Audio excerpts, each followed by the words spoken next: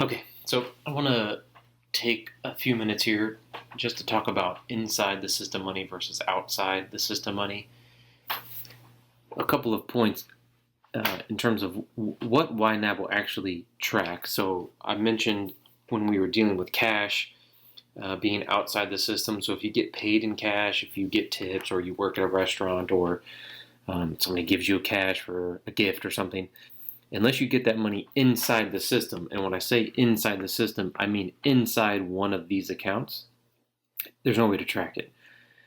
So one other way that pops up is when with your job, if you have benefits at work and you're paying for your benefits at work, a lot of those things, well, some of them come out pre-tax, but some of them are not pre-tax, but they do come out of your paycheck.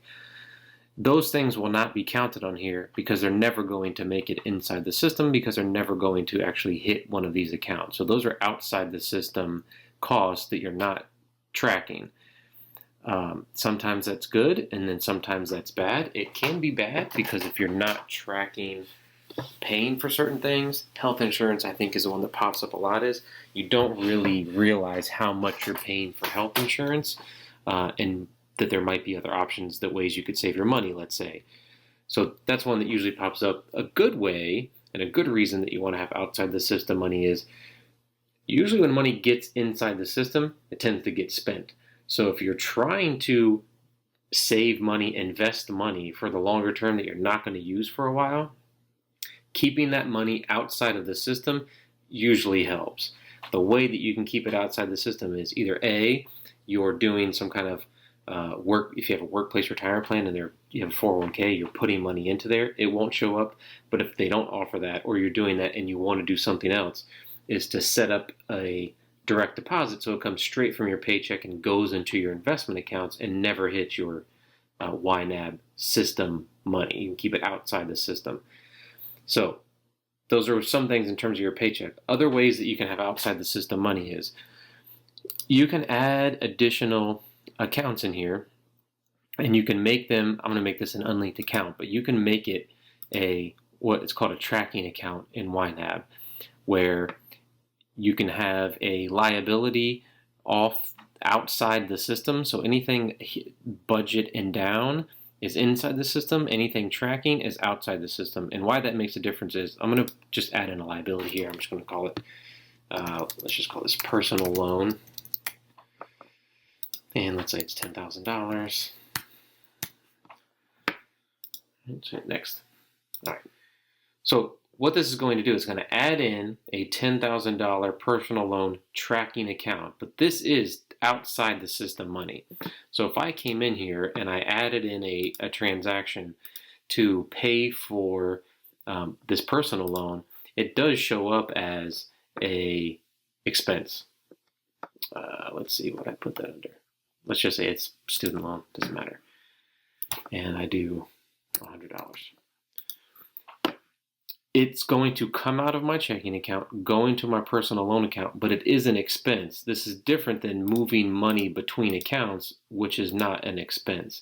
This is moving from my checking to my personal loan. It shows up as a payment, but if you come in here into the budget, instead of just being money moved between accounts, it's coming from the system, outside the system, so it counts as an expense. And why that makes a difference is if you come up here to your budget, it will count this as an expenditure.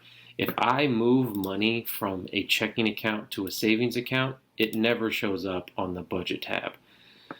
It won't show up. I can show you real quick, but it's basically if I move money from my checking to my savings, there's nothing, I don't use a category. There's no category that it falls under. I'm just moving money within the system. But if I go from my checking to the personal loan, I have a category of student loan. So this is inside the system going outside the system.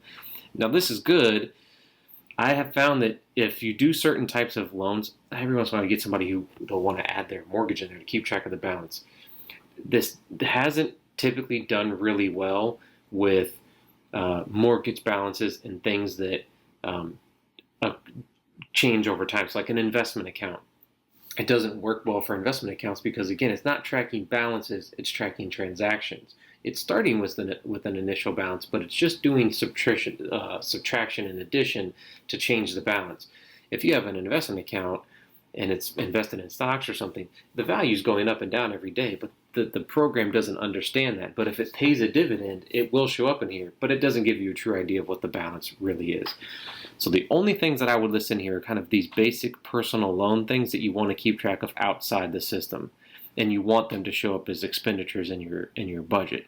So if you have an outside personal loan, let's say that you borrowed money from somebody and you want to pay them back over time, you put that here and you can pay the balance down over time.